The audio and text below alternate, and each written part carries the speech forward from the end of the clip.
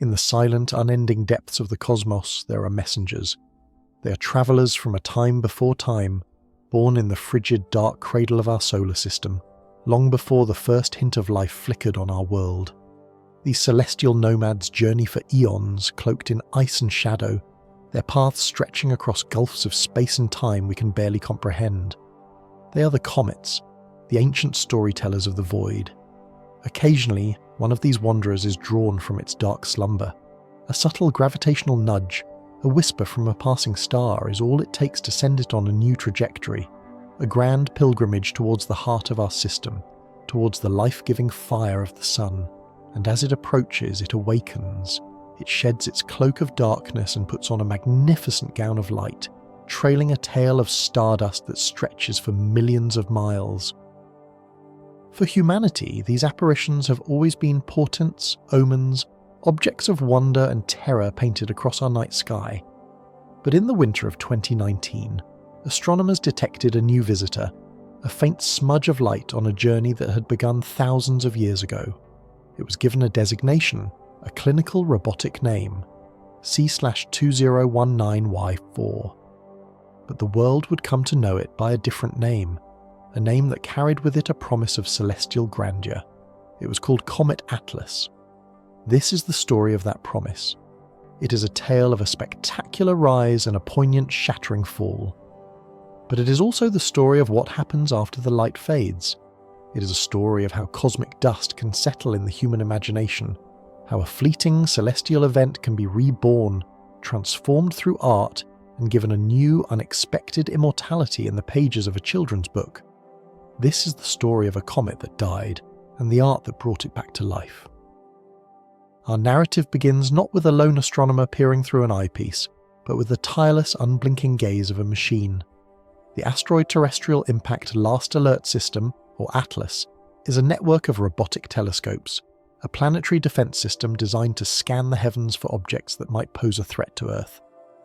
Night after night in Hawaii and Chile, these instruments sweep the sky, cataloguing the endless dance of asteroids and other near-Earth objects. They are our silent, automated guardians. On the 28th of December 2019, the system flagged a new entity. It was incredibly faint, a whisper of photons against a black canvas, distinguishable from a star only by its slow, determined movement.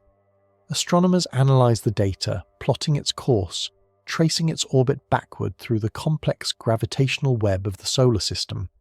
And what they found was astonishing. This was no mere asteroid from the nearby belt. This was a long-period comet, a pristine artifact hurled inwards from the most remote and mysterious region of our solar system, the Oort cloud.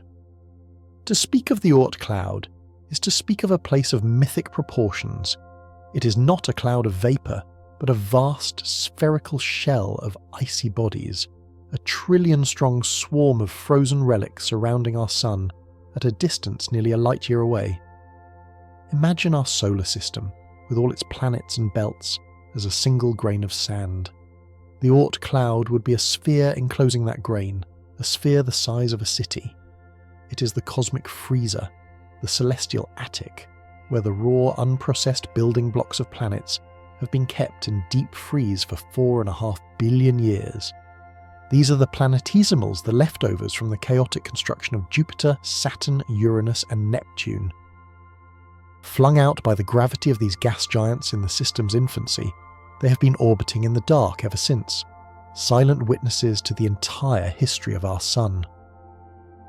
Comet Atlas was one of these witnesses. It was a time capsule, carrying within its frozen heart the chemical signature of the primordial nebula from which our world was born. Its orbit was calculated to be over 4,000 years long. The last time this particular icy wanderer had graced the inner solar system, the Great Pyramids of Egypt were still young, the city of Troy was a thriving metropolis, and the very concept of astronomy was woven into the fabric of religion and mythology. Now, after a 4 millennia sojourn in the desolate cold, it was returning, and its return promised to be something truly special. In the first months of 2020, as the world below grappled with its own growing anxieties, the celestial world offered a distraction, a beacon of cosmic hope. Comet Atlas began to brighten, and it did so at a remarkable rate. As it journeyed closer to the Sun, its surface ice, untouched for an age, began to feel the first tendrils of solar warmth. This process, known as sublimation, is what gives a comet its life. The ice doesn't melt into water, it transforms directly into gas, violently erupting from the surface and carrying with it dust and rock. This outgassing created a vast, shimmering atmosphere around the comet's nucleus. This atmosphere, called the coma, grew to an incredible size, expanding to over 700,000 kilometers in diameter, making it, for a time, larger than the planet Jupiter. It glowed with an ethereal greenish hue, a spectral color produced when ultraviolet light from the Sun breaks down diatomic carbon molecules. Behind it, two tails began to form. A brilliant white dust tail, curved slightly by its orbital path, reflecting sunlight like a trail of celestial breadcrumbs. And a fainter, blue ion tail, composed of charged gas, pushed directly away from the Sun by the solar wind, acting like a cosmic weather vane. The astronomical community was electric with anticipation. Calculations and projections flooded the internet. Based on its rapid brightening, some predicted it could become one of the most brilliant comets in a generation. There was talk of it reaching a magnitude that would make it easily visible to the naked eye, a spectacular sight for billions of people locked down in their homes. Some even dared to whisper that it might become bright enough to be seen during the daytime, a rival to the great comets of history. It was hailed as the comet of the decade, a welcome spectacle in a world that desperately needed one. The journey of Comet Atlas was a perfect analogue for a grand performance. It had spent millennia in the backstage of the solar system, and was now making its long, slow walk towards centre stage. The Sun was the spotlight, and the Earth was the audience, waiting with bated breath for the show to begin. Every night, amateur astronomers and seasoned professionals alike turned their telescopes toward its position, documenting its transformation, sharing images of its growing splendour. It was a collective global act of watching, of waiting, of hoping. But the universe is a theatre of profound and often cruel surprises. The grand performance we were all expecting was not the one we were going to get. In late March of 2020, the first signs of trouble appeared. The comet's dramatic brightening suddenly and inexplicably stalled. It was like a crescendo of music that simply stopped mid-note. Then, observations began to show a change in its very structure. The central nucleus, the solid, icy heart of the comet, began to look less like a single sharp point of light. It appeared elongated, fuzzy, as if it were losing its integrity. To experienced comet watchers, these were ominous signs. They knew what this likely meant. The great messenger from the Oort cloud was in distress. It was beginning to fall apart. A comet's journey towards the Sun is one of the most violent experiences an object can endure in our solar system. It is a trial by fire and gravity. The thermal stress is immense. As the nucleus rotates, one side is baked by intense solar radiation, while the other remains at a temperature hundreds of degrees below freezing. This constant cycle of extreme heating and cooling creates massive fissures and cracks within the loosely packed ice and rock. Furthermore, the outgassing of jets of vapour can increase the comet's spin, and if it spins too fast, the centrifugal forces can tear it apart from the inside. And all the while, the immense gravitational pull of the Sun is relentlessly tugging at its fragile structure. Comet Atlas was a pristine visitor from the Oort cloud. This very primality may have been its undoing. Unlike comets that regularly visit the inner solar system, which have had their more volatile ices boiled off over many orbits, Atlas was fresh. Its structure was likely a fluffy, fragile aggregate, not a solid cosmic rock. It was a celestial snowball, and it was flying too close to the fire. It couldn't handle the strain. The decisive moment came in early April. An amateur astronomer, Jose de Quiroz, captured an image that confirmed everyone's fears. The comet's nucleus had clearly fractured into several distinct pieces. The show was over before it had even truly begun. The news sent a wave of disappointment through the global community of skywatchers, but for scientists this was not an ending. It was a new, incredible opportunity. A comet in the process of disintegrating is a rare and precious thing to witness. It allows us to peer inside, to see the anatomy of these ancient objects laid bare. The call was made to deploy one of humanity's greatest scientific instruments. The Hubble Space Telescope, orbiting high above the distortions of Earth's atmosphere, was directed to turn its powerful gaze upon the dying comet. On April 20th and 23rd, Hubble captured a series of images that were both breathtakingly beautiful and deeply melancholic. They were the comet's funeral portraits. Where there had once been a single, bright nucleus, Hubble revealed a ghostly procession, a string of icy phantoms. There were 24, perhaps 30 distinct fragments, each with its own tiny coma and tail, adrift in a shared cloud of debris. It was a celestial shipwreck, the shattered remains of a 4,000-year journey spread across 100,000 kilometers of space. The comet had not simply faded away. It had detonated in slow motion. It had transformed from a singular, majestic entity into a swarm of glittering ghosts. Imagine taking a magnificent, intricately carved ice sculpture, one that has been preserved for centuries in a state of absolute cold. You bring it out into a warm, sunlit room for all to admire. At first, its beauty is enhanced. It seems to come alive, glistening as its surface begins to sublimate, releasing a fine mist. But the warmth that animates it is also the agent of its destruction. Microscopic cracks begin to form, spreading through its crystalline structure.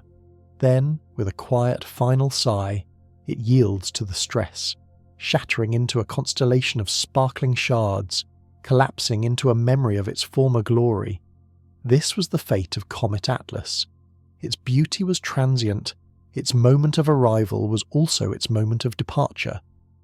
And for a time, that is where the story seemed to end.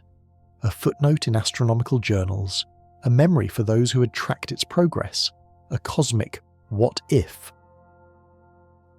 But the universe is not just a source of scientific data, it is a wellspring of human inspiration, and the poignant, beautiful, tragic story of Comet Atlas had planted a seed in the mind of an artist.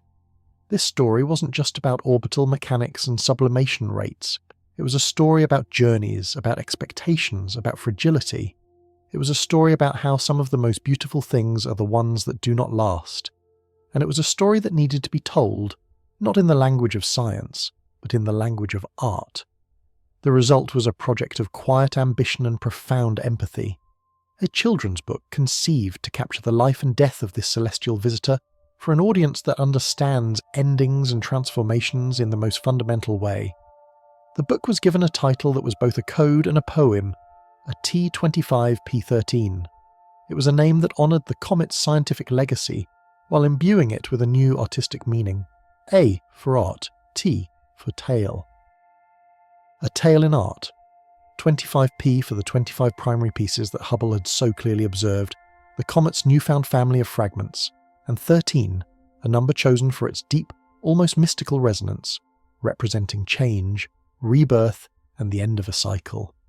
The creation of this book was an act of translation. It was about taking the cold facts of the cosmos and warming them with the fire of human emotion. The artist had to find a way to make the story of a disintegrating ball of ice and rock resonate with the heart of a child. The first step was to move beyond the scientific designation. In the pages of the book, Comet Atlas was given a life, a personality. It became a character, a lonely traveller named Atlas, who had spent thousands of years sleeping in the cold, dark garden of the Oort cloud. The illustrations depicted this journey with a gentle, dreamlike quality. Watercolours bled into one another, creating the vast, inky blackness of space, dusted with the fine silver and gold of distant stars. Atlas was not shown as a jagged rock, but as a smooth, glowing stone, a celestial egg holding the secrets of the universe. Early pages show Atlas in its deep slumber, surrounded by countless other sleeping comets, a silent nursery at the edge of everything. Then, a gentle push from a passing star, rendered as a soft, warm hand of light, sends Atlas on its long foretold journey. As Atlas gets closer to the sun, the artwork changes. The cold blues and deep purples give way to warmer tones. The sun is not a terrifying, destructive furnace, but a golden, welcoming presence, a great warm being that Atlas has travelled for so long to meet. The emergence of the coma is depicted as Atlas waking up, shaking off the sleep of centuries and putting on a beautiful glowing green cloak. The tail is not a stream of debris, but a magnificent flowing ribbon of light, a banner announcing its arrival. The narrative voice is simple, lyrical, and full of wonder. It speaks of Atlas's excitement, its eagerness to finally feel the warmth, to complete its pilgrimage. Then comes the most challenging part of the story, the disintegration. How do you explain this shattering, this end of the journey, to a child without it being a story of failure or death? The book handles this moment with extraordinary grace. There is no violent explosion, there is no sense of destruction.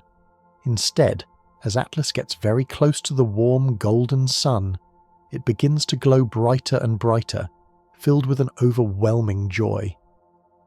The story explains that Atlas was so full of light and happiness that it couldn't hold it all inside a single heart anymore. So, it decided to share itself. The climactic illustration is not one of wreckage, but of release.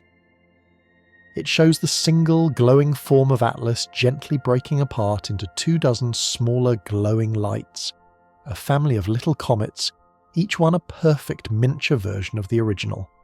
They are depicted dancing in the sunlight, a constellation of happy fireflies where a single traveller once was. The text reads, "Atlas didn't end its journey, it shared it." Now, instead of one traveller, there were many, each carrying a piece of the same ancient light, ready to continue their own dance through the stars.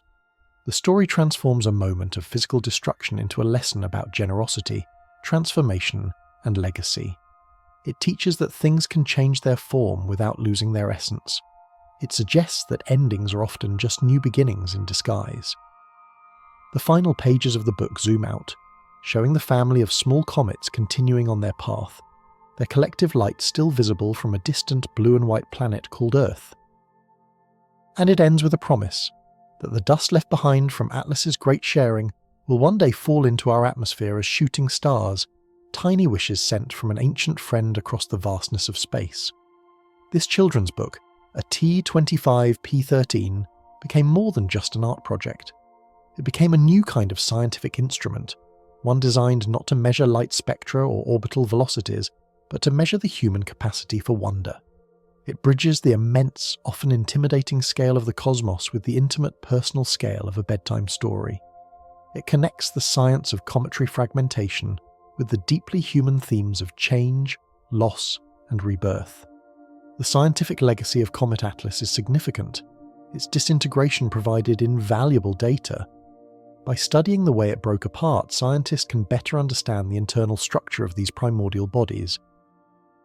It was a rare glimpse under the hood of a visitor from the Oort cloud, confirming that many of these objects are indeed fragile, loosely bound agglomerations, not monolithic rocks.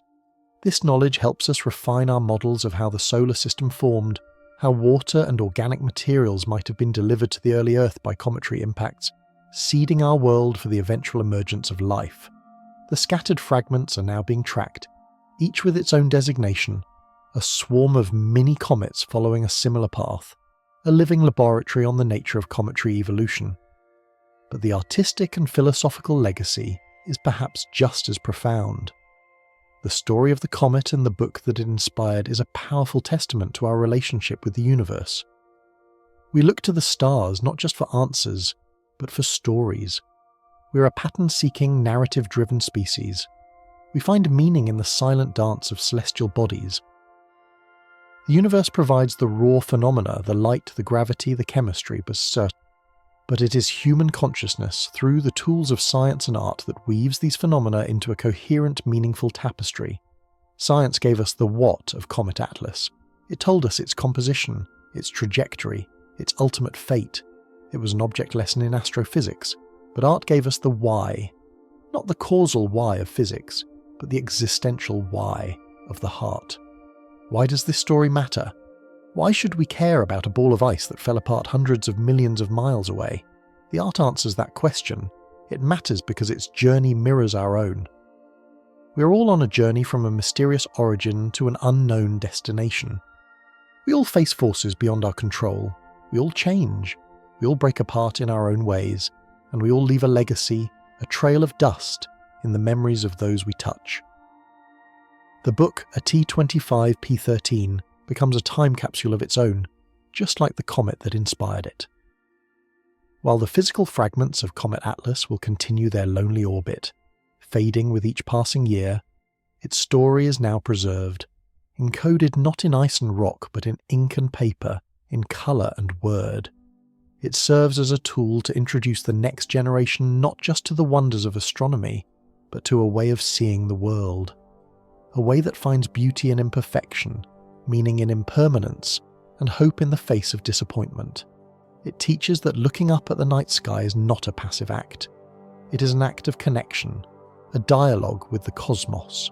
Thousands of years from now, the scattered children of Comet Atlas will complete their long orbit and once again approach the Sun. They will be far fainter then, their volatile ice is long since depleted. Perhaps humanity will still be here to witness their faint, ghostly return. Perhaps our descendants will have built new instruments, new eyes to watch them with even greater clarity. And perhaps, in some digital archive, they will find the record of a small children's book from the early 21st century.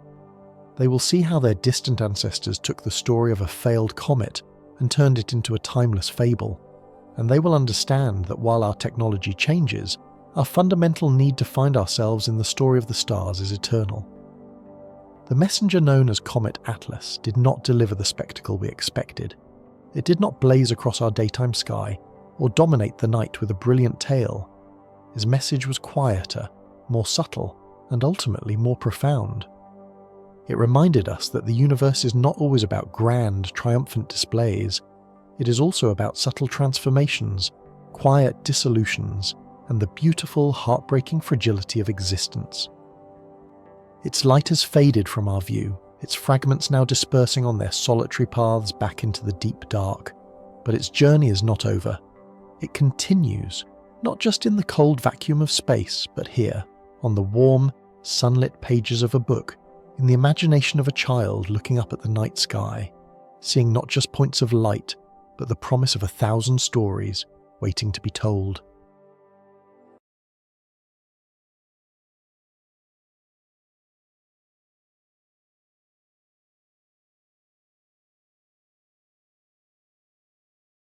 The summit of Mauna Kea sits above the clouds, a jagged crown of volcanic rock piercing the thin, freezing atmosphere of the Pacific. On a Tuesday night in October of the year 2024, the silence here is so absolute that it feels like a physical weight.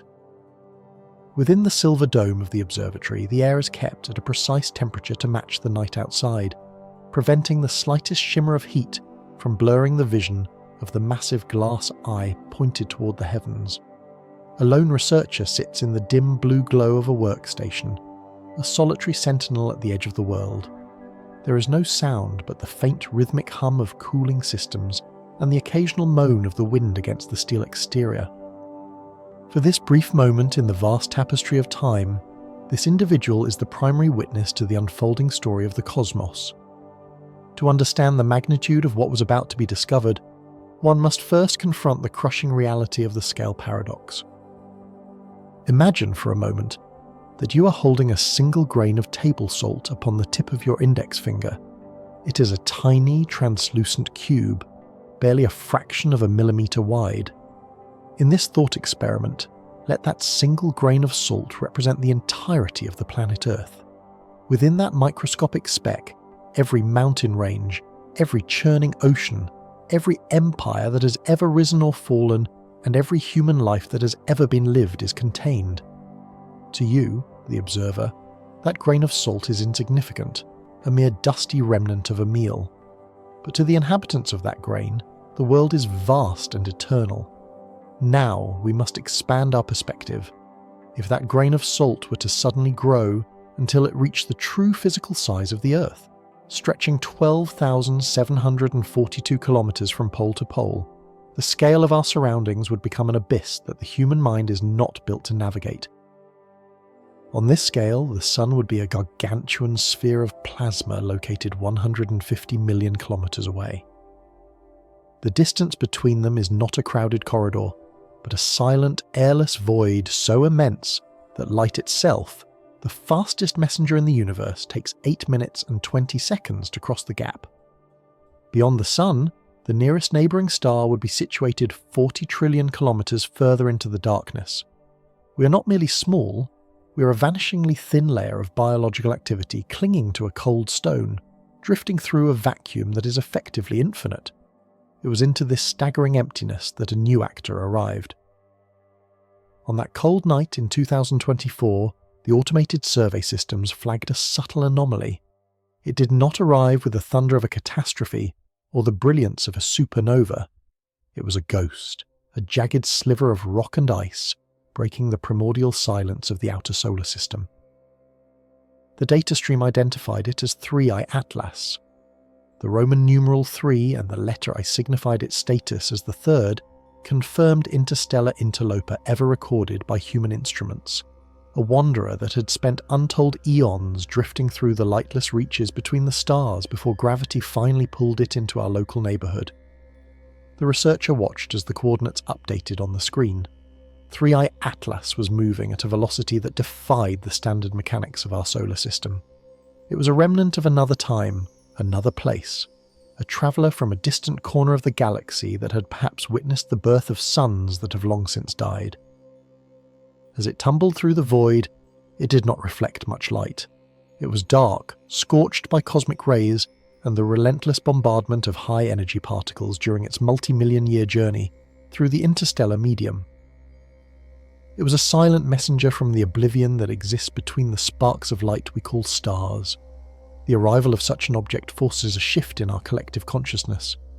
We often view the universe as a static backdrop to our personal dramas, a canvas upon which we project our fears and aspirations. But the universe is a ruthless machine, governed by the inexorable laws of entropy and motion. 3I Atlas is a reminder that the walls of our sanctuary are thin. The solar system is not a closed room, but a vast, open landscape where the debris of the cosmos can wander in at any moment. This jagged sliver, no larger than a city block, represented a bridge between our localized existence and the terrifying grandeur of the abyss. As the researcher recorded the trajectory, they were struck by a sense of profound melancholy. This object had travelled for millions of years to reach us, and it would spend only a few months within the warmth of our sun before its momentum carried it back out into the eternal night, never to return. It would pass by our world like a ship in the fog, indifferent to our presence, indifferent to our history, and indifferent to our future. It was a sentinel of the void, a witness to the fact that the universe is far older, far larger, and far more silent than we dare to imagine. The presence of 3I Atlas highlights the fragility of our position. We are the inhabitants of a speck on the window pane of the cosmos, looking out at a storm we are only beginning to understand. The light from the stars we see tonight began its journey long before our species learned to walk upright, and it will continue to travel long after the last human voice has been silenced. In the face of such vastness, our individual lives seem to vanish into the darkness. Yet, there is a strange, defiant beauty in the act of observation. The fact that a collection of atoms forged in the hearts of dying stars and assembled into a human brain can sit on a mountain in Hawaii and calculate the path of a visitor from the stars is the ultimate paradox. We are the universe attempting to understand itself. As the clock struck 3 in the morning, the telescope continued its silent work, tracking the jagged sliver as it cut through the plane of the ecliptic. The researcher leaned back, feeling the weight of the eons pressing down upon the room. The mechanism of the heavens moved on, unconcerned with the small, warm creature watching from the shadows. 3I Atlas was moving toward the sun, its surface beginning to warm for the first time in an epoch, perhaps releasing gases that had been frozen since the dawn of the galaxy. It was a moment of ignition, a brief spark of activity and a journey defined by cold and stillness. We are often told that we are made of star stuff, but we are also made of the void. We carry the silence of the cosmos within us, the knowledge that we are temporary inhabitants of a vast and ancient house. The discovery of 3I Atlas did not change the physical laws of our world, but it altered the internal map of our reality. It reminded us that the horizon is much further away than we thought, and that the darkness is populated by more than just light. It is populated by the remnants of worlds we will never see and the history of a universe that does not need us to exist. The night air on Mauna Kea grew even colder as the dawn approached. The researcher began to save the data, preparing to share the discovery with a world that was still mostly asleep, unaware that a piece of the deep past had just entered their backyard. The scale paradox remained unresolved, a lingering ache in the mind. We are the grain of salt, and we are the titan. We are the victim of the ruthless machine, and we are the witness who finds meaning in its gears. As the stars began to fade into the light of the rising sun, 3I Atlas continued its inexorable flight, a lonely probe of nature carrying the secrets of the abyss toward the inner light, a jagged sliver of truth in a universe of beautiful, terrifying mysteries. The arrival of such visitors marks the end of our cosmic isolation, a profound shift in the way we perceive the boundaries of our celestial home. For eons, we perceived our solar system as a sanctuary, a locked room within the vast mansion of the Milky Way. We believed the walls were thick, the doors barred by the sheer staggering distances of the vacuum. We lived in a state of sheltered ignorance, assuming that whatever happened in the abyss stayed in the abyss. But in the late autumn of 2017, that illusion was shattered forever. The lock was not merely picked, it was ignored. An intruder, silent and indifferent, drifted through the threshold of our sun's influence, proving that the walls of our sanctuary are as thin as a veil.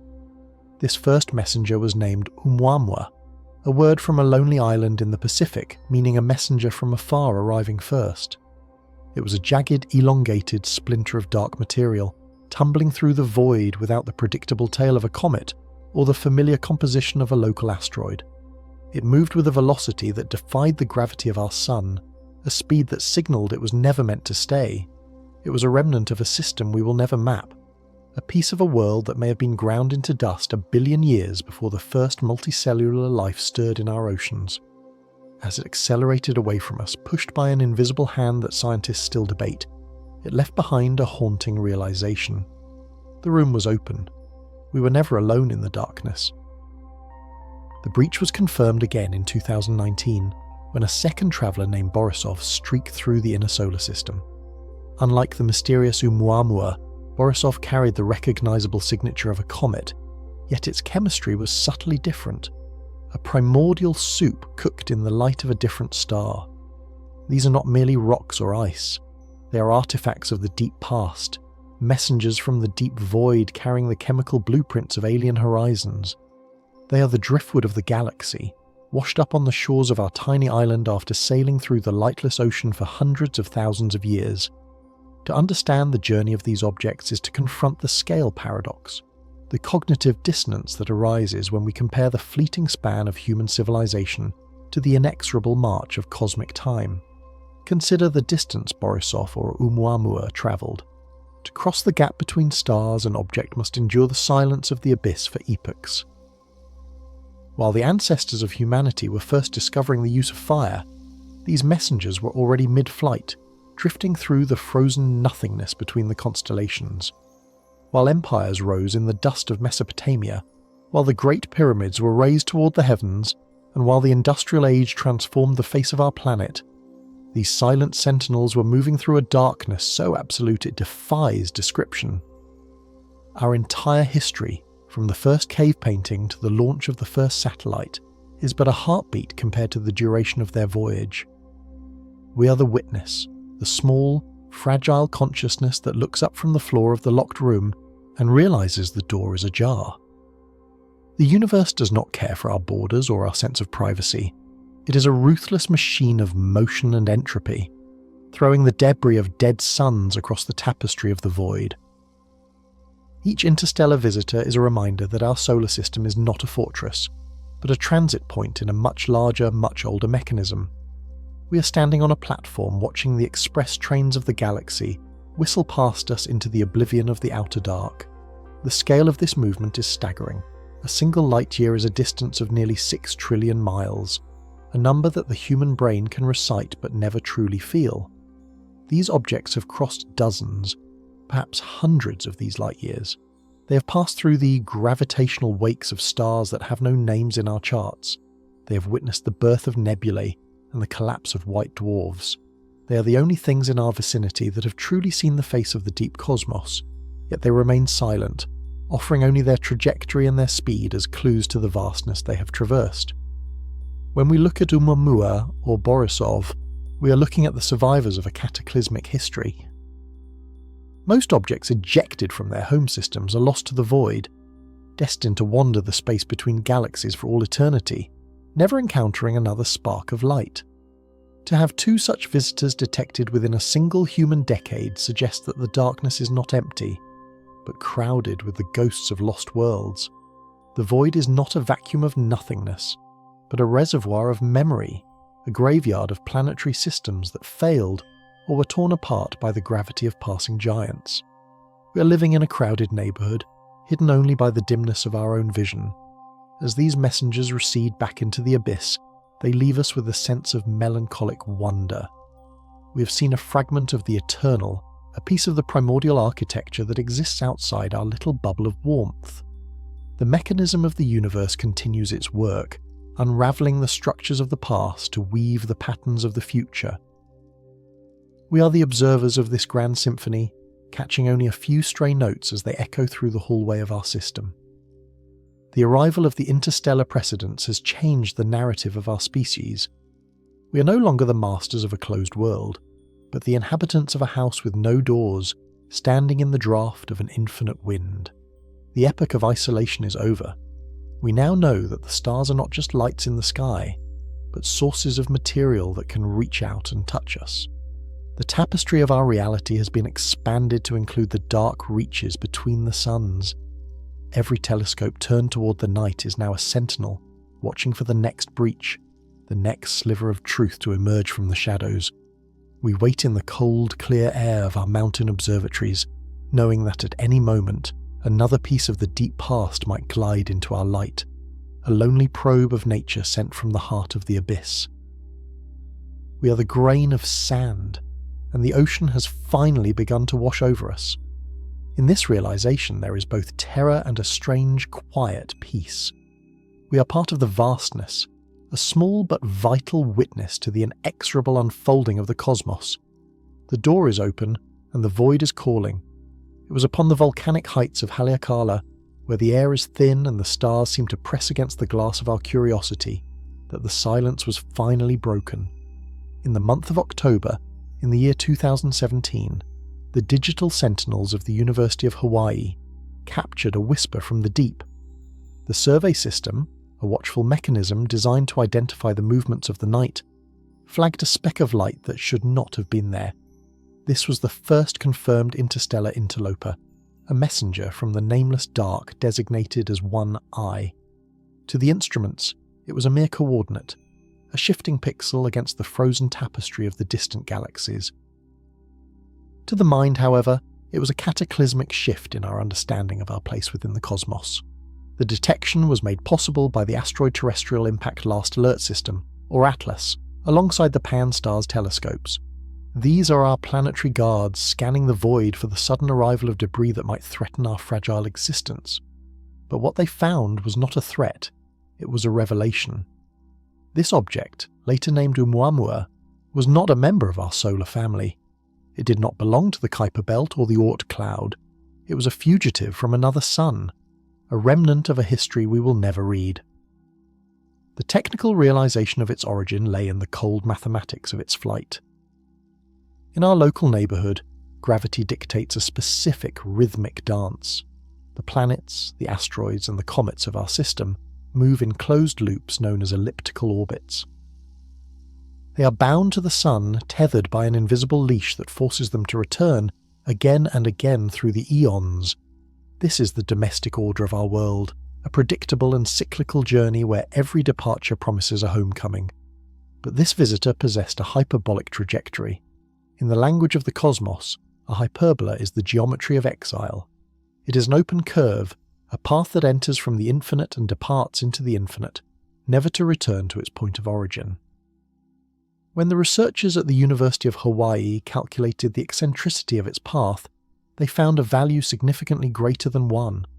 This was the definitive proof of its status as an outsider. It was not caught in the sun's gravitational well. It was merely using our star as a pivot point, a brief gravitational slingshot before vanishing back into the abyss. The contrast between this visitor and our local planets creates a profound scale paradox. We think of our world as a place of motion, but compared to this interloper, we are almost stationary. The Earth and its siblings glide through their orbits with a stately ancient grace, their speeds dictated by the slow and steady pull of a central master. They have danced this same path for over 4 billion years, yet this hyperbolic ghost was moving at a velocity exceeding 40 kilometers per second. This is a speed that defies the domesticity of our system. It is a frantic, inexorable momentum that speaks of a journey across the light years, a momentum born in the fires of a distant stellar catastrophe or the violent ejection from a faraway planetary cradle.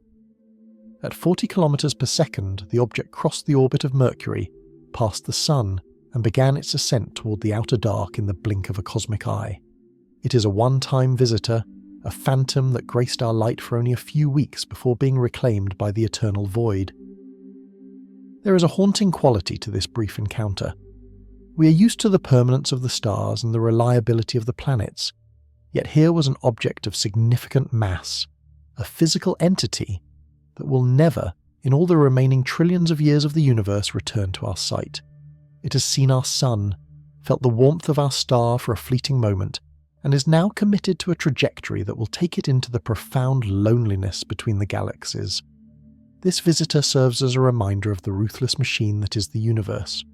It does not care for our observations or our desire to understand. It flings matter across the abyss with a cold indifference, governed only by the laws of momentum and the curvature of space-time.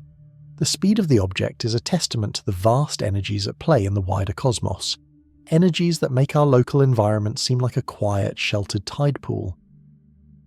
While we measure our lives in years and our history in centuries, this object measures its journey in the life cycles of stars.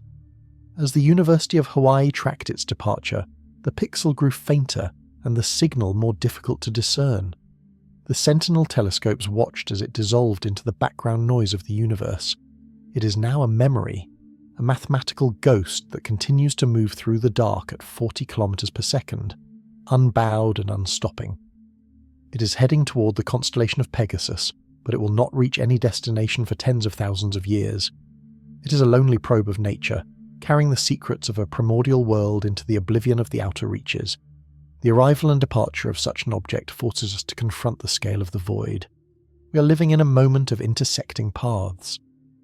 For a brief window in the year 2017, our trajectory and the trajectory of an alien world crossed in the darkness. We reached out and touched a fragment of the deep cosmos, and in doing so, we realized how much of the tapestry remains hidden from us. The hyperbolic path is a reminder that we are not the center of the story, but merely a station along a much longer and more terrifying road. The silence that followed its departure is different from the silence that preceded its arrival. We now know that the abyss is active. We know that the space between the stars is not a barrier, but a highway for the remnants of lost systems. The inexorable flight of the one-eye visitor has left a scar on our understanding of reality. We look at the slow, rhythmic dance of Jupiter and Saturn with new eyes, seeing them now as the exceptions in a universe defined by the wild, high-speed transit of ghosts.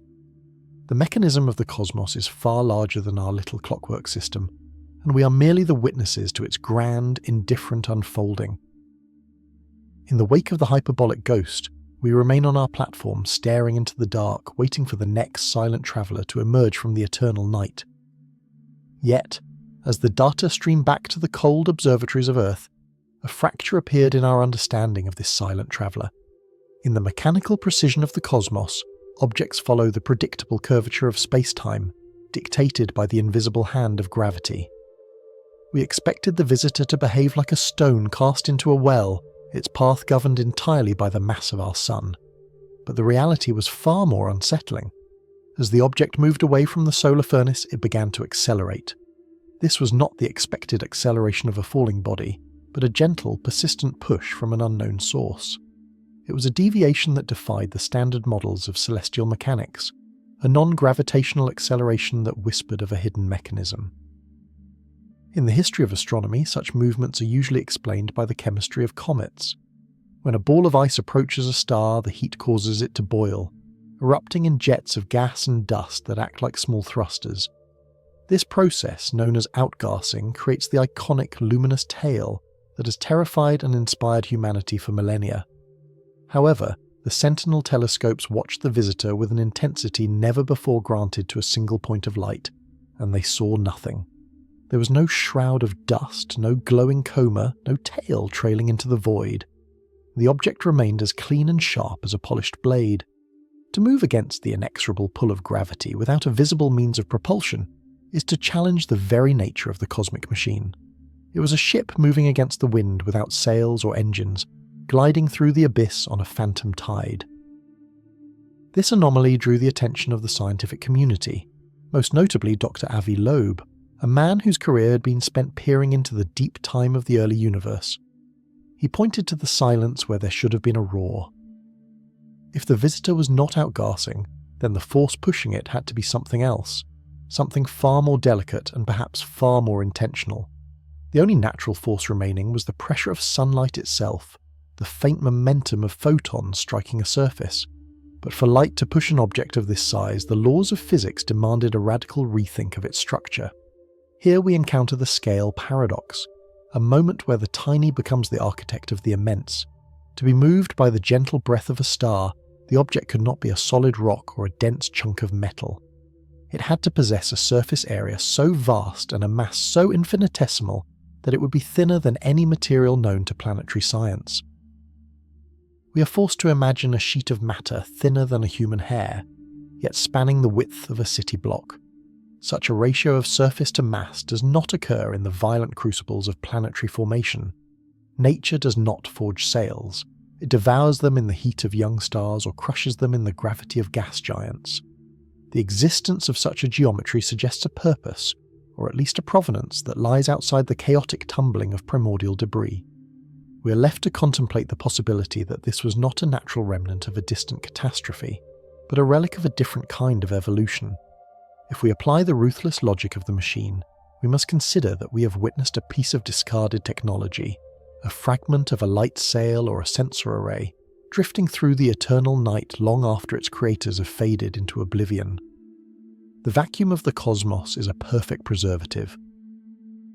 In the absence of air and moisture, the artifacts of a civilization could endure for billions of years, outlasting the very stars that gave them life. The visitor may be a ghost, a hollow shell of a long-dead enterprise, carrying the geometry of an alien mind across the vastness of the three-dimensional tapestry. The absence of a cometary tail is not merely a technical detail, it is a profound silence that speaks of an artificial origin. In the sterile environment of the void, we searched for the chaos of a comet and found instead the sleek efficiency of an optimized form. This realization shifts our perspective from that of a geologist studying a rock to that of an archaeologist discovering a shard of pottery in a desert. The shard tells us that someone was here. It tells us that the abyss is not just a graveyard of stars, but a museum of lost intentions. The mechanism of the acceleration remains a haunting mystery, a signature of something that does not belong to the natural order of our solar system. As the object continues its journey into the dark, we must confront the loneliness of our position. We are the witnesses to a passing that we can never fully comprehend. The visitor did not stop to greet us. It did not signal its presence with a broadcast or a beacon. It moved with the cold indifference of a derelict, a piece of cosmic flotsam that happened to drift through our light. The scale of the universe is so vast that even the most advanced technologies would eventually become indistinguishable from the background noise of the cosmos, slowly eroded by the passage of eons and the steady pressure of interstellar dust. We are looking at a shadow on the wall of a cave, trying to reconstruct the shape of the flame that cast it. The anomaly of the visitor forces us to look at the stars not as distant lights, but as potential sources of our own future, or mirrors of our own past. If the universe is capable of producing such a strange, thin, and accelerating entity, then the tapestry of reality is far more complex than our local neighbourhood suggests. We live in a quiet corner of a vast and ancient mechanism, one that has been churning for 13,800,000,000 years. In that time, countless civilizations could have risen and fallen, leaving behind a trail of technological remnants that now wander the void like ghosts. The Visitor is a reminder that the story of the universe is not just a story of atoms and gravity, but a story of information and intent. The departure of the object marks the end of a brief epoch in human history, a time when we were forced to look up and wonder if we were truly alone. The data remains, a collection of points and curves that refuse to fit into the boxes we have built for them. We are left with the melancholic optimism of the seeker, knowing that while this specific mystery may never be solved, it has opened a door that can never be closed again. We now know that the silence of the abyss is not empty. It is filled with the potential for discovery, with the remnants of worlds we will never visit, and the dreams of beings we will never meet. The Visitor has returned to the oblivion from which it emerged, a silver needle sewing together the disparate parts of a dark and infinite quilt. In the end, the acceleration of the Visitor is a testament to the fact that we are still children in a very old house. We understand the basic rules of the game, the way the balls roll across the table, but we have yet to see the players. The ruthless machine of the universe continues to turn, devouring time and space, indifferent to our questions. But for a brief moment, we saw something that did not fit. We saw a ship with no sails catching a wind we cannot feel, and in that sighting the universe became a little larger, a little more terrifying, and infinitely more beautiful. We remain on our small blue station, staring out into the eternal night, waiting for the next anomaly to ripple the surface of the void. To understand the nature of the Visitor that has just vanished into the dark, we must turn our gaze away from the warmth of the sun and toward the places where light itself seems to die. Beyond the edge of our solar system, in the vast and silent stretches between the stars, lies an environment so hostile and so alien that our terrestrial vocabulary struggles to contain it. This is the realm of the dark molecular cloud, a place where the symphony of the cosmos falls into a terrifying and absolute silence. It is within these cathedrals of dust and shadow that the very air we breathe, the fundamental building block of everything we know, undergoes a transformation that defies our common understanding of reality. In the familiar comfort of our atmosphere, hydrogen is a ghost, a light and invisible gas that fuels the stars and fills the spaces of the periodic table. But when we descend into the heart of a molecular cloud, we encounter the inexorable pressure of the void. Here, the temperature drops to levels that exist only in the most secluded corners of the cosmos, hovering a mere 2 or 3 degrees above absolute zero. At this point, the motion that defines life and energy begins to cease. The atoms of hydrogen, stripped of their kinetic vigour, no longer bounce and repel. Instead, they begin to cling to one another in the dark. They undergo a quiet catastrophe of cooling, transitioning from a gas into a solid. This is the hydrogen ice hypothesis, a concept that describes the birth of a frozen ghost ship made of solidified nothingness. We are faced here with the scale paradox, a fundamental contradiction that lies at the heart of the cosmic mechanism. On one hand, we have the individual hydrogen atom, the simplest and most humble unit of matter in the universe, a single proton circled by a single electron. On the other hand, we have structures that span hundreds of light years, massive clouds of such density and scale that they can collapse to form entire clusters of suns. The paradox is that the fate of these gargantuan structures is decided by the behaviour of the microscopic. The freezing of a single atom of hydrogen is an event of no consequence, yet when multiplied by the septillions, it creates a force that can alter the evolution of a galaxy. These frozen remnants are the silent architects of the abyss, gathering in the dark to form invisible icebergs that drift through the interstellar medium like derelict vessels from a forgotten epoch. Imagine, if you will, a fragment of this hydrogen ice, a shard of the primordial void that has broken away from its parent cloud. It is a sentinel of the deep, a remnant of a time before the first stars ignited the darkness. To our eyes, it would be a phantom. Because hydrogen ice is almost perfectly transparent and reflects almost no light, a mountain of this material the size of a city would be nearly impossible to detect against the backdrop of the eternal night. It would move through the vacuum not as a solid rock, but as a frozen breath, a concentrated essence of the cold that birthed it. This is the nature of the visitor that recently troubled our shores. It was perhaps not a craft of metal and silicon, but a sculpture of ice, carved by the slow and patient hands of entropy over the course of millions of years. The existence of such objects forces us to reconsider the tapestry of the universe. We often think of space as an empty stage, a void waiting to be filled by the drama of stars and planets. But the hydrogen ice hypothesis suggests that the void is thick with the remnants of its own processes. The interstellar medium is not a vacuum of nothingness, but a graveyard of frozen possibilities. Every dark cloud is a reservoir of potential, a place where the raw materials of existence are held in a state of suspended animation, waiting for a spark of heat to unravel their structure and return them to the cycle of creation. In this sense, the universe is a ruthless machine of recycling, devouring its own coal to produce the heat of new suns, only to have that heat eventually dissipate back into the abyss. As we contemplate these frozen ghost ships, we are reminded of the fragility of our own position. We exist only because we are far enough from the absolute zero of the deep clouds to remain fluid and warm, yet close enough to the fire of our star to avoid being consumed. We are the witnesses to a narrow band of habitability in a cosmos that is, for the most part, either a furnace or a freezer. The hydrogen ice is a reminder of the primordial state of all things, a return to the silent, dark and motionless beginning of the tapestry. It is the ultimate expression of the void, a physical manifestation of the absence of energy. The scale of this process is truly vast. A single molecular cloud can contain enough mass to create 1 million stars like our own, yet most of that mass remains hidden, locked away in the form of dust and frozen gas.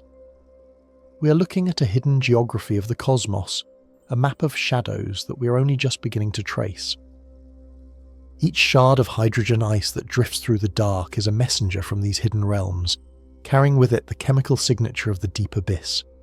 When such an object enters a solar system and feels the warmth of a star for the first time in eons, it begins to outgaze, not with the violent display of a comet, but with a steady, invisible push.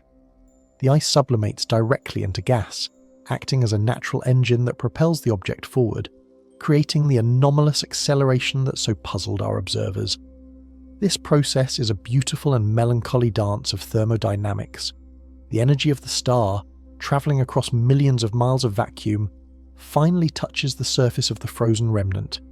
The ancient solid hydrogen, which has been frozen since a distant epoch, begins to vibrate once more. It regains its motion, its heat, and its freedom, escaping the bond of the ice to return to the void as a gas. In doing so, it pushes the ghost ship forward, a final act of a movement before the object is eventually eroded into nothingness. It is a slow unravelling of a structure that took millions of years to form, a final sigh of a frozen sentinel as it passes through the light. We are left to wonder how many of these invisible voyagers are currently passing through our neighbourhood, silent and undetected. The universe may be teeming with these remnants, a hidden population of dark travellers that outnumber the stars themselves. They are the debris of the cosmic mechanism, the shavings left on the floor of the workshop where galaxies are made. To study them is to study the history of the interstellar medium itself, to understand the conditions that existed before our sun was even a glimmer of heat in a dark cloud. The realization that the abyss is filled with such strange and beautiful phenomena brings with it a sense of melancholic optimism. It confirms that the universe is far more complex and mysterious than we could have ever imagined. Even the simplest element, hydrogen, has secrets that we are only now beginning to uncover. The frozen breath of the void is not a sign of a dead universe, but of a primordial one, a cosmos that is still in the process of becoming. We are the observers of this great unravelling, the consciousness that gives a name to the silence. As we look out into the eternal night, we no longer see a mere vacuum. We see a vast and intricate tapestry, woven from light and shadow, heat and ice, an infinite quilt where even the most invisible threads are part of a grand and inexorable design. The visitor is gone, returning to the oblivion of the molecular clouds, but it has left us with a new understanding of the cold. We now know that in the deepest reaches of the abyss, the universe is not empty. It is simply waiting, frozen in a state of perfect and eternal grace. But this grace is punctuated by a jarring and unnatural geometry.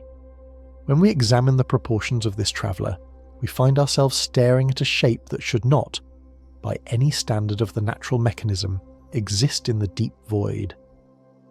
In our experience of the heavens, gravity is the ultimate sculptor, a relentless force that demands a certain conformity from all that it touches.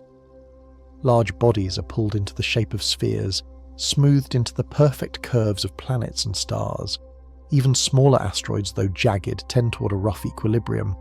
Yet this visitor possesses a ratio that is utterly alien to our understanding of celestial formation. It is a long, narrow sliver, 10 times longer than it is wide. It is a needle, a shard, a cosmic splinter cast into the dark. This geometric paradox forces us to reconsider the scale of the forces at play in the abyss. To look upon such a shape is to witness a profound defiance of the cosmic order. In a universe where symmetry is often synonymous with stability, this object stands as a monumental outlier. We must ask how such an elongated and fragile structure could survive the titanic forces of its own birth, or the long, silent journey across the interstellar void. It is a delicate balance of mass and velocity, a thin thread of matter that has somehow resisted the inexorable pull of internal gravity, which should have long ago collapsed it into a more compact form.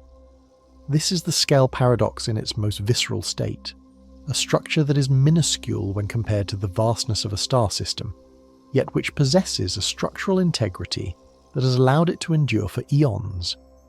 Imagine a needle lost in a darkened theatre, or a single splinter of wood floating in the middle of a vast and stormy ocean. That is the reality of this object as it drifts through the void. It is a splinter in the eye of the cosmos, a sharp and jagged interruption in the smooth, dark fabric of the vacuum. This needle is not just a physical object, it is a testament to the chaotic and often violent history of the universe. To achieve such a shape, it likely originated in a moment of absolute catastrophe. It may be the remnant of a world that was torn asunder, a piece of planetary shrapnel ejected during the death-throes of a solar system. In the heart of a gravitational upheaval, where planets are shredded and moons are ground to dust, this sliver was forged.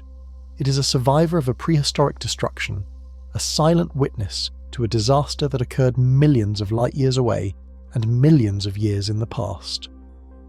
When we compare this needle to the spherical worlds we call home, the contrast is stark and haunting. Our planets are sanctuaries of stability, held together by the very gravity that this object seems to evade. The sphere is the shape of completion, of a system that has found its centre. But the needle is a shape of transition, of movement, and of wounding. It does not belong to the settled neighbourhoods of the stars. It belongs to the abyss. It is a piece of the architecture of the void, a structural remnant of a time and place that we can never truly know. Its extreme length suggests a history of stretching and shearing, of being pulled by the tidal forces of giant planets or the intense radiation of a dying sun. It carries the marks of its trauma in its very dimensions, a physical record of the catastrophe that birthed it. This symmetry of the long and the thin is a haunting aesthetic. It suggests a purpose that nature rarely provides, yet we know it is a product of the same blind forces that govern the motion of the galaxies. The mechanism of the universe is indifferent to beauty, yet in its cold and calculated movements, it produces forms that capture our imagination and fill us with a sense of profound mystery. This visitor, this sentinel of the deep, challenges our perceptions of what is possible.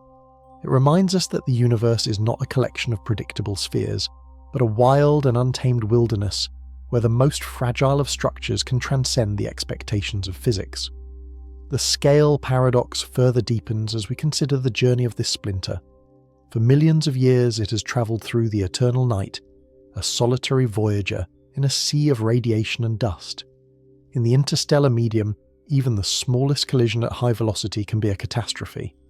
A single grain of cosmic dust hitting this needle could deliver the energy of a localized explosion, and yet it remains intact. It has threaded the needle of the heavens, avoiding the devouring maws of black holes and the incinerating heat of stars. It has navigated the tapestry of the cosmos, a tiny, fragile thread that has refused to snap. This endurance is not a sign of strength in the way we understand it, but a sign of the sheer vastness of the void. The distances are so great, and the emptiness so profound, that even a splinter can wander for an epoch without ever touching another solid thing. As we observe this object departing, moving back into the silent oblivion of the outer dark, we are left with a feeling of melancholic optimism. Its very existence proves that the universe is a place of infinite variety, where the laws of nature can conspire to create something as unlikely as a needle in the dark. It is a reminder that we are only seeing a fraction of the cosmic mechanism, a tiny portion of the great symphony of matter and energy. The visitor is a fragment of a larger story, a single word in a book that is billions of pages long. It has passed through our light, allowed us a brief moment of observation, and is now returning to the abyss from which it came. The memory of its shape will linger in our minds as a symbol of the unknown. We will look at the stars and wonder how many other splinters are out there, drifting in the silent corridors between the suns. We will wonder about the catastrophes that created them and the forces that sustain them. In the end, we are all like this visitor, small, fragile, and possessing a unique geometry in a vast and indifferent cosmos. We are all splinters of consciousness floating in the dark, trying to understand the nature of the void that surrounds us. The needle has gone, but the mystery remains, etched into the darkness as a testament to the inexorable and beautiful complexity of the universe. We are the witnesses to this grand unravelling, the ones who look upon the splinter and see not just a rock, but a messenger from the primordial heart of the cosmos. Our journey continues, just as its journey continues, through the eternal and silent grace of the deep. Yet, as we stare into the fading trail of this wanderer, a more haunting possibility begins to crystallize within the collective mind of our species. What if this visitor is not a mere shard of ice, or a fragment of a shattered planetoid, but a relic of intent? What if we are looking upon a derelict probe, a silent messenger sent from a hearth that grew cold 1 billion years ago? The universe is a graveyard of civilizations that never met, and this object might be the ultimate headstone, a piece of technology that has outlived its creators to become a permanent resident of the abyss. If it is a synthetic creation, it is one that has undergone a profound transformation. Over millions of years, the relentless bombardment of cosmic rays and the abrasive touch of interstellar dust would have stripped away its once gleaming hull, leaving behind a scarred and pitted remnant. It would no longer look like a machine of our understanding, but like a bone, bleached by the radiation of 1,000 suns, a skeletal structure of a dead era. This is where we encounter the scale paradox, a truth so vast it threatens to unravel our sense of significance.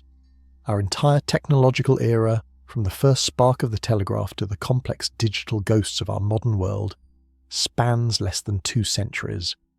It is a mere blink in the cosmic eye, a flash of lightning in a storm that has raged for 13,800,000,000 years. In contrast, this silent messenger has likely drifted through the void for eons. It may have been launched when the Earth was nothing more than a molten sea, or perhaps even earlier, when the first heavy elements were being forged in the hearts of dying giants. While we were discovering fire, it was crossing the vast stretches of the interstellar medium. While we were building empires and tearing them down, it was enduring the absolute zero of the void. The duration of its journey is so immense that our entire history appears as a microscopic footnote in its logbook. As a sentinel of the deep, this object has been a witness to the grand and terrible mechanism of the universe. It has drifted past stellar nurseries where clouds of cold hydrogen began to collapse under their own weight, watching as gravity forced the primordial gas to ignite into the first fires of newborn suns.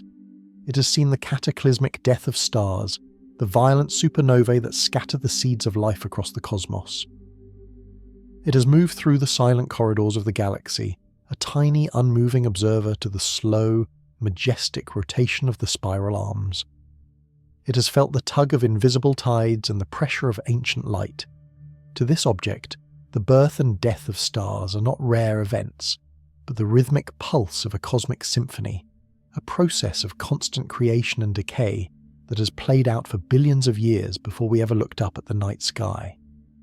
The possibility of a synthetic origin forces us to confront the concept of transcendence. If this is indeed a probe, it represents a level of engineering that has transcended the limitations of its biological origin. It has survived the inexorable march of entropy, maintaining its form and trajectory across distances that defy the human imagination. It is a testament to the idea that consciousness, through its creations, can leave a lasting mark on the cosmos, even if that mark is eventually weathered into the likeness of a common rock. It is a lonely voyager, a piece of a dead world that still carries the echoes of the minds that shaped it. It serves as a reminder that the universe is not just a collection of atoms and energy, but a stage where intelligence occasionally flickers into existence, attempts to reach out, and then vanishes back into the silent oblivion. We must consider the nature of this object as a remnant.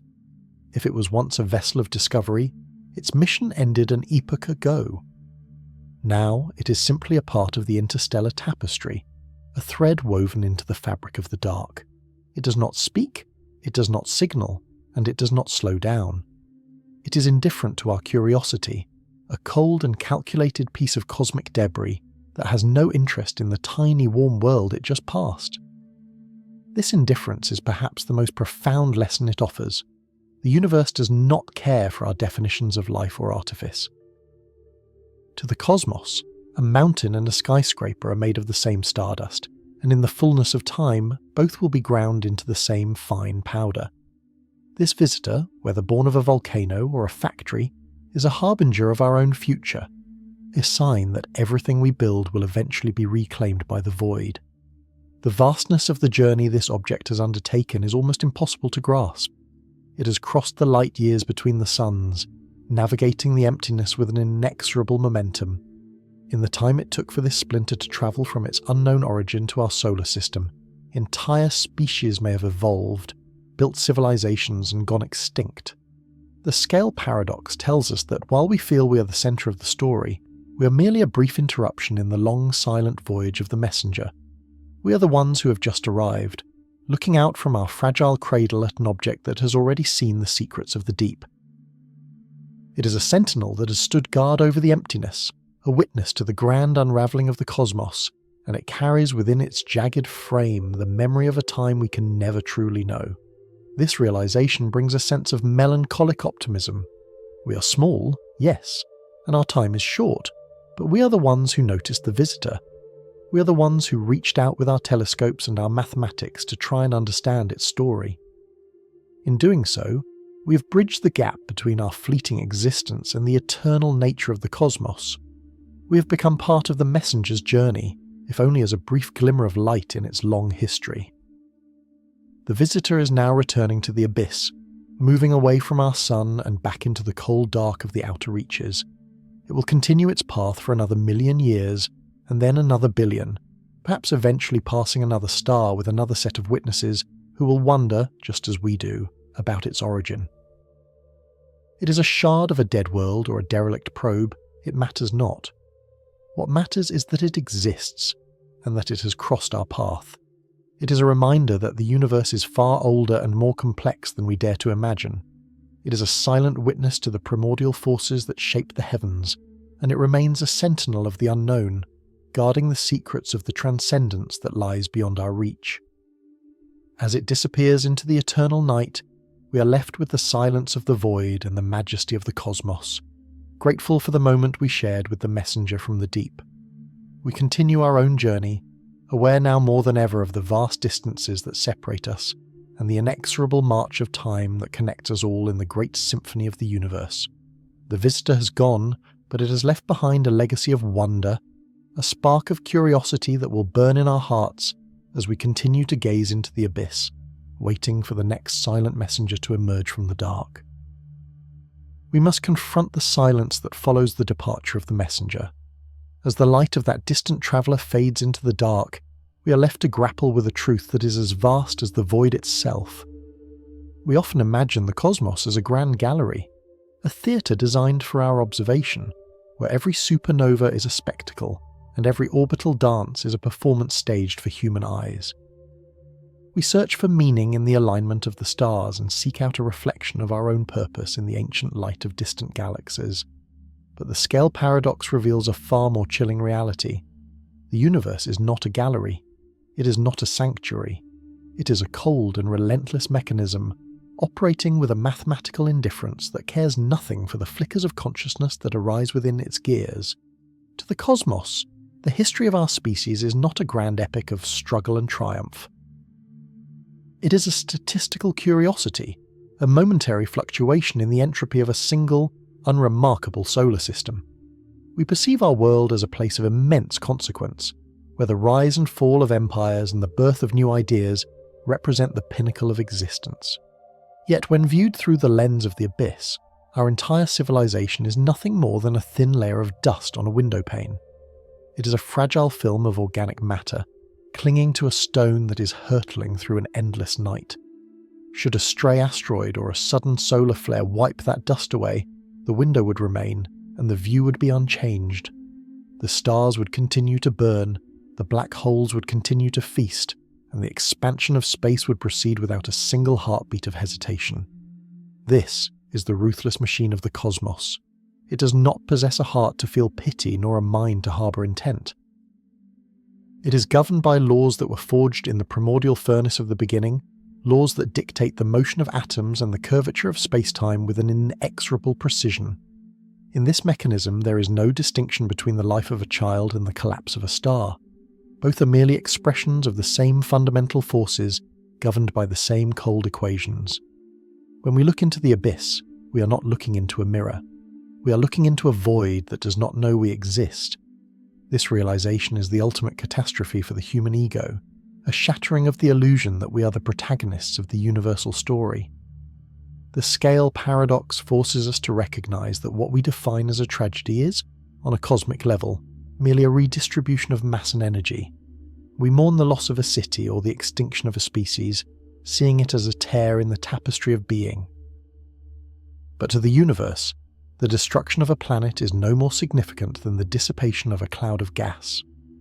The elements that once composed our bodies, our cathedrals and our dreams will simply be reclaimed by the void, recycled into the next generation of suns or cast out into the eternal cold to wait for an eternity that will never end. The atoms of our being are borrowed from the remnants of dead stars, and the universe is a landlord that never forgets a debt. Eventually, everything we are and everything we have built will be returned to the primordial treasury. We inhabit an epoch that feels solid and enduring, yet it is but a single heartbeat in the life of the cosmos.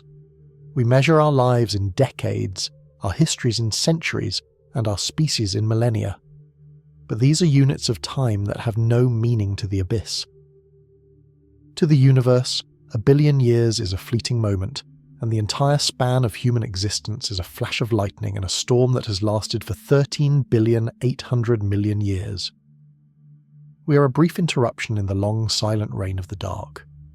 We are the witnesses of a symphony that was playing long before we arrived, and will continue long after the last human voice has been silenced. In this cold indifference, there is a profound sense of isolation. We are a lonely outpost of complexity in a sea of encroaching chaos. Every sun that sets, every star that dies, is a reminder that the light is a temporary condition. The darkness is the natural state of the cosmos, and the void is its ultimate destination. We are living in a brief window of opportunity, a narrow sliver of time when the conditions are just right for matter to contemplate itself. But the mechanism of entropy is relentless. It is the slow and steady unravelling of the tapestry, the gradual cooling of the cosmic furnace until every star has burned out and every galaxy has drifted beyond the horizon of visibility. Yet there is a strange majesty in this realization. If the universe does not care for us, then the fact that we care for the universe becomes even more extraordinary. We are the ones who have looked upon the cold mechanism and found it beautiful. We have taken the raw, indifferent mathematics of the cosmos and translated them into music, art, and understanding. Our insignificance does not diminish our wonder. Rather, it amplifies it. We are the dust on the window pane that has somehow learned to see the view. We are the fleeting glimmers of light that have dared to defy the darkness, if only for a moment. The abyss is not a predator waiting to devour us, nor is it a guardian watching over us. It is simply there, vast and silent, a sentinel of the eternal night. We are the ones who give the void a voice. We are the ones who project our hopes and fears onto the canvas of the stars. In the face of such overwhelming indifference, our capacity for love, for curiosity and for courage becomes a miracle of the highest order. We do not need the universe to love us back for our existence to have value. The value lies in the act of witnessing, in the brief flicker of awareness that allows us to stand before the abyss and recognize its scale. As we move forward into the deepening shadows of the future, we carry this knowledge with us. We understand that our time is a gift from a machine that does not know it is giving. We recognize that the oblivion awaiting us is not a punishment, but the natural conclusion of our part in the cosmic cycle. We are the remnants of a primordial explosion, temporary structures built from the debris of forgotten eons.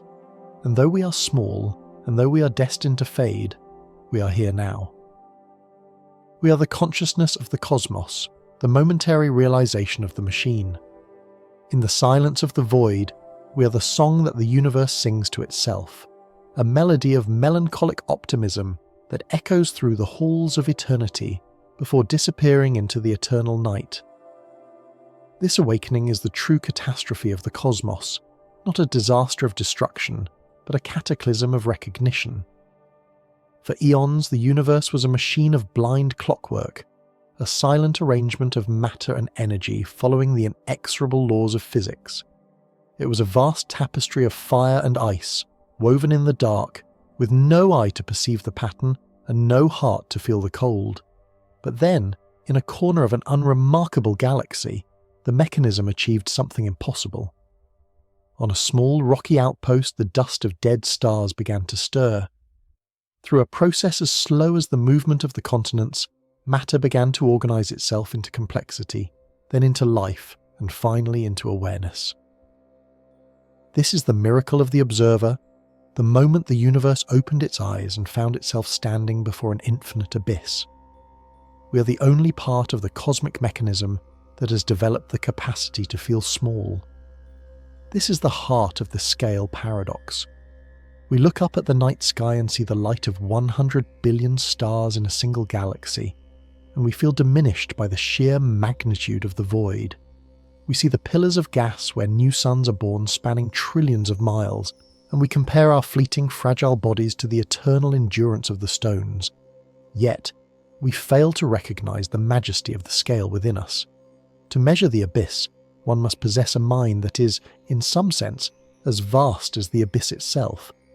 To understand the concept of infinity, the human intellect must stretch to encompass it. The void is large, but it is empty. It does not know it exists. It does not know the weight of its own silence. The observer, though physically minute, is the vessel in which the entire cosmos is finally realized. Think of the human brain as a biological symphony, a complex arrangement of nearly 100 billion neurons. This number is roughly equal to the number of stars in the Milky Way. Within the small curvature of a human skull, there is a network of connections more intricate than the distribution of galaxies in the local supercluster. We are a mirror held up to the heavens, but a mirror that has learned to interpret the reflection. When we calculate the distance to a distant quasar or map the remnants of the cosmic microwave background, we are not merely recording data. We are translating the raw, silent language of the energy into the profound language of thought. We are the architects of meaning in a construction that was never designed to be understood. This is the dignity of human awareness. We are the ones who have dared to name the constellations and chart the movement of the planets. We have taken the cold, mathematical constants of the vacuum and used them to ignite the fires of curiosity.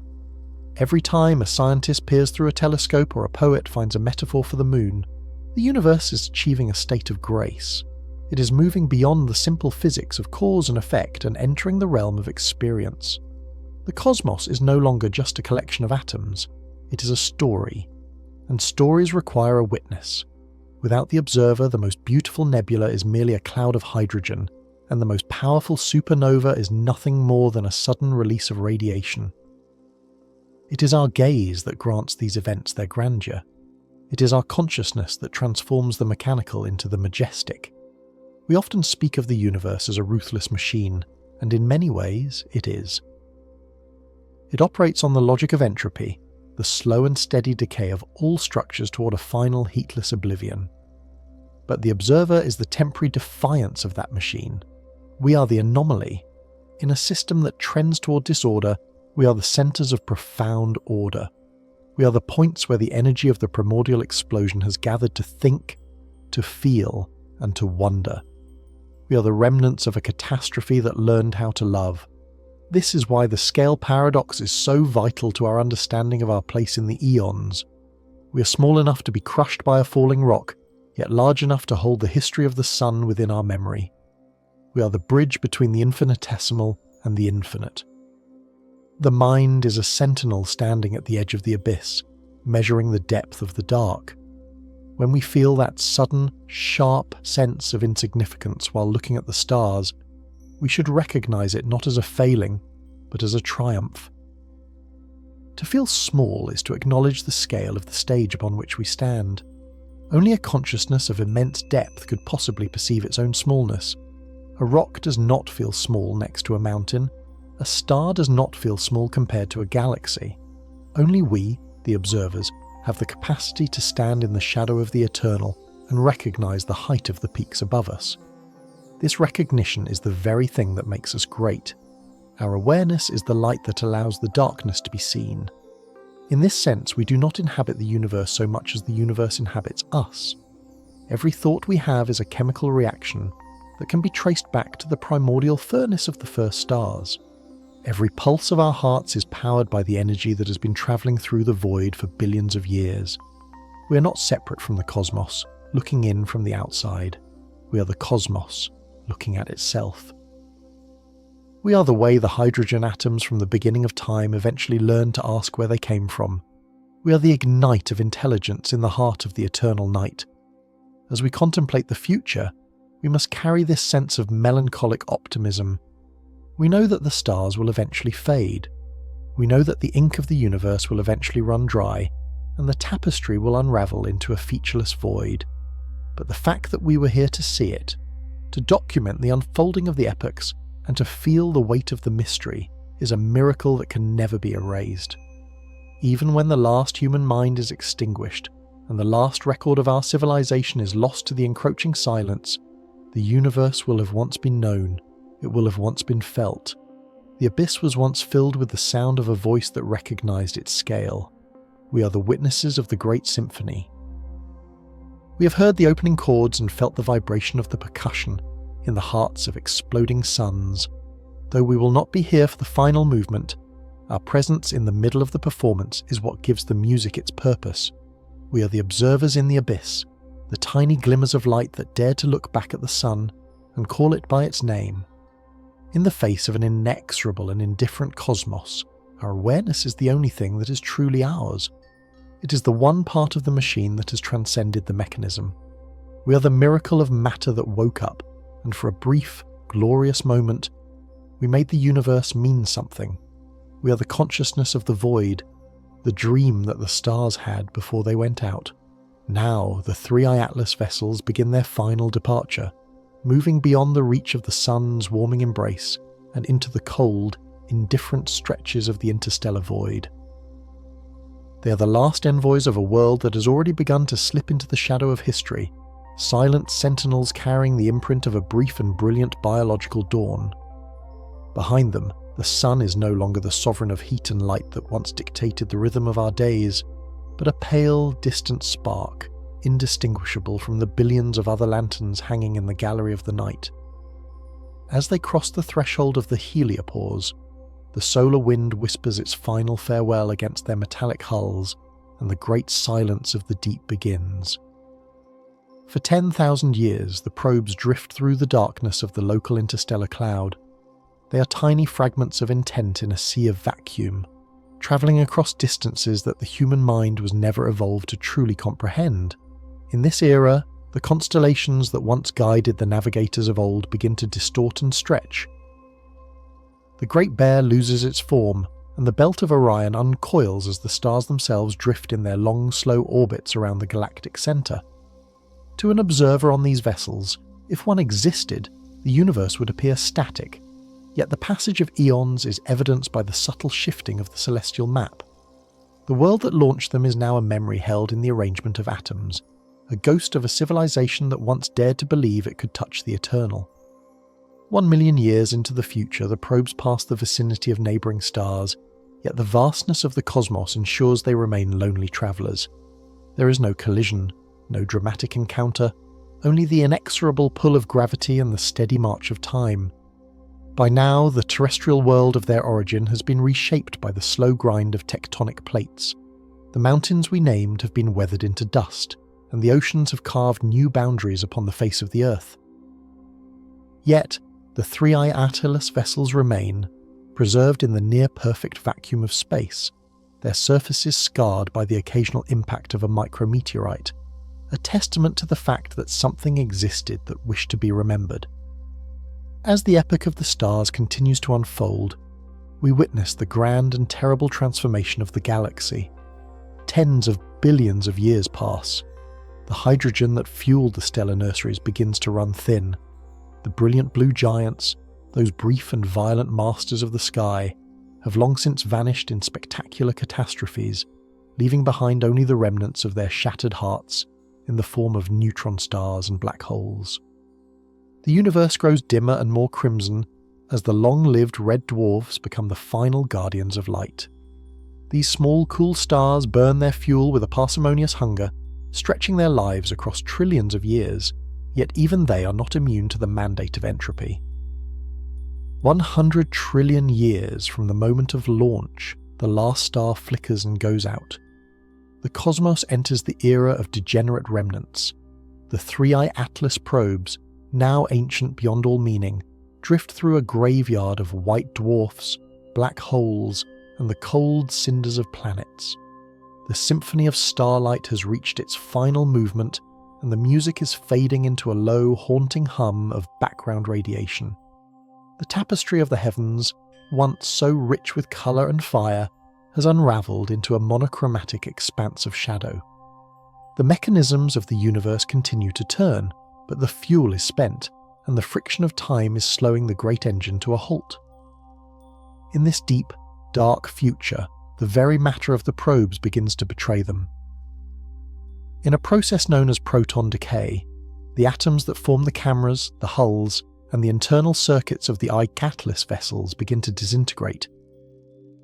Over unimaginable spans of time, the solid metal turns to a fine mist of subatomic particles, evaporating into the abyss.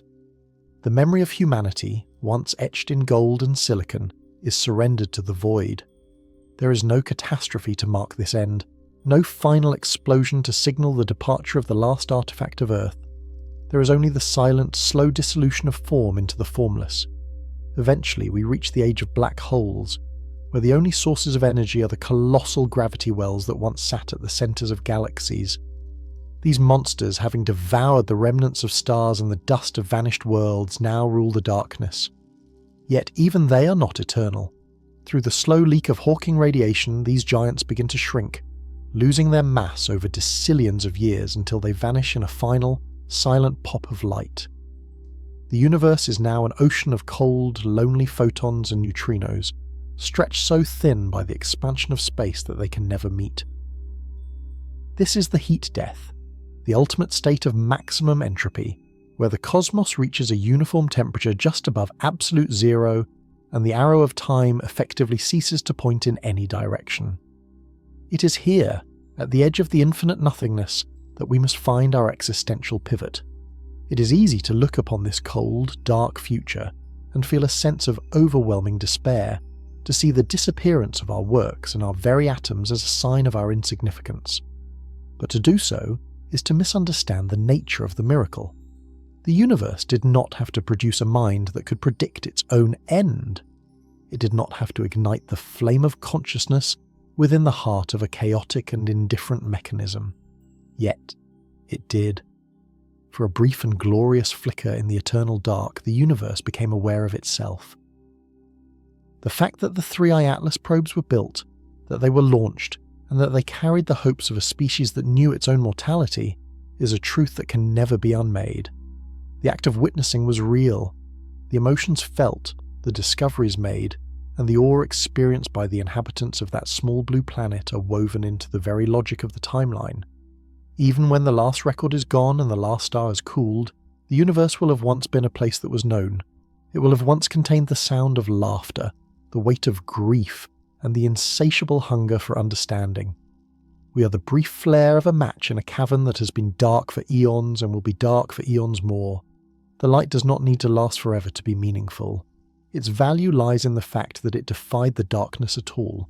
We have looked into the abyss, and instead of turning away, we built instruments to measure its depth.